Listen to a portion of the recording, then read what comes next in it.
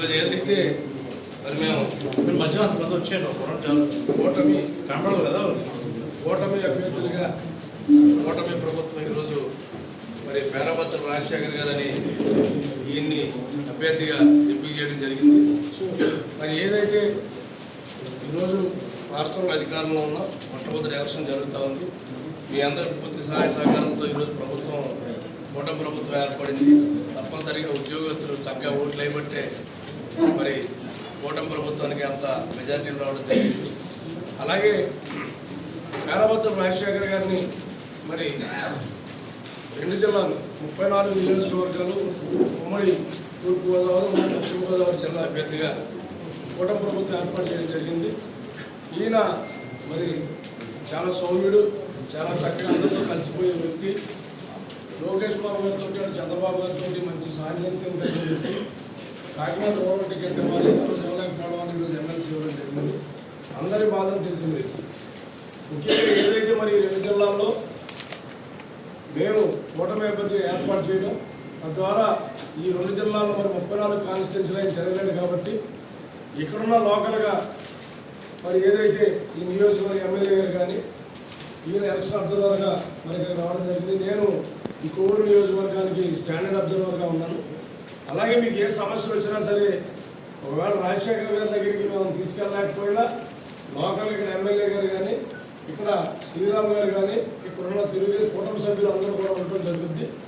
మేము మాకు తెలియపరిచిన వెంటనే మేము కూడా పై స్థాయిలో తీసుకెళ్ళి మీకు జవాబుదారీతనంగా మేము ఇక్కడ ఉండటం జరుగుతామండి.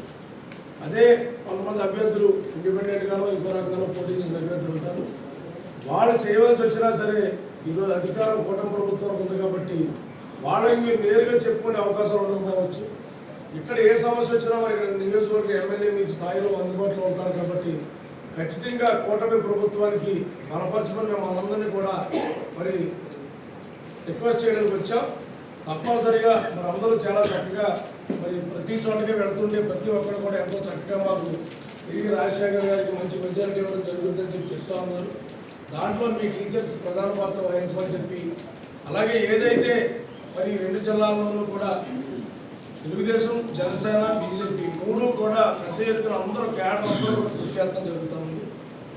అందరూ మరి మీకు అందరికీ తెలుసు, మీ అందరూ చాలామంది ఓట్లేసి ఉన్నారు. ఈ పార్టీకి మీరే అక్కడ ఎలక్షన్ ఆఫీసర్స్గా కొంతమంది సెలెక్ట్ చేయడం జరుగుతుంది ఉంటారు కాబట్టి పేరాబత్తుల రాజశేఖర్ గారిది మొత్తం 35 మంది అంతమంది పోటీ చేశారు. మొట్టమొదటి పేరే పేరాబత్తుల రాజశేఖర్ గారిది మొదటికి వచ్చింది. ఆ బాక్స్లో 1 అనేది మాత్రం వేయాలి తప్ప దయచేసి ఎవరు 1 2వ ప్రాధాన్యత ఓటుకి మాత్రం వెళ్ళొద్దు. ఎందుచేతంటే 2వ ప్రాధాన్యత 3వ ప్రాధాన్యత వెళ్తాం వల్ల ఒక్కొక్కసారి మిస్టేక్ జరిగి ఓట్లు ఇన్వాలిడ్ అవ్వచ్చు, లేదా 2వ ప్రాధాన్యత ఇవ్వడం వల్ల మొదటి ప్రాధాన్యత ఇచ్చిన వల్ల మనం ఇబ్బంది పాలు చేసే అవకాశాలు ఉండొచ్చు.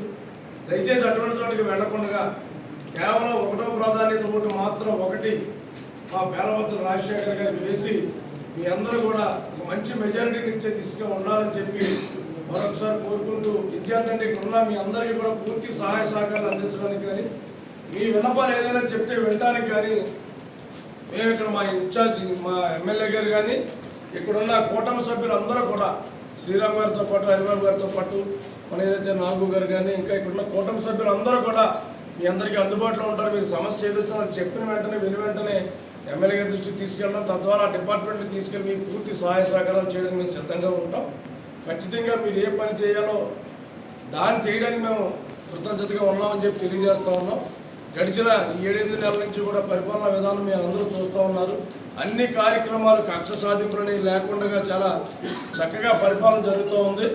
మీరు అన్నీ చూసాం. మేము ఏదైతే డెవలప్మెంట్ చేస్తున్నారో సంక్షేమం కానీ అభివృద్ధి కానీ 2 పాలనలు సమపాలనలు తీసుకెళ్తున్న ప్రభుత్వం కూటమి ప్రభుత్వం. దయచేసి మాకు పేరాబత్తుల రాజశేఖర్ గారికి మరి మీ అమూల్యమైన ఓట్లు వేసి మొదటి అంకి వేసి వాళ్ళు బలపరచవలసిందిగా మరొకసారి కోరుకుంటున్నాను. నేను వైజాగ్ నుంచి రావడం జరిగిందండి. నేను వైజాగ్ కోవూరు నియోజకవర్గ ఎలక్షన్ అబ్జర్వర్గా రావడం జరిగిందండి. ఏదైనా తలుచుకుంటే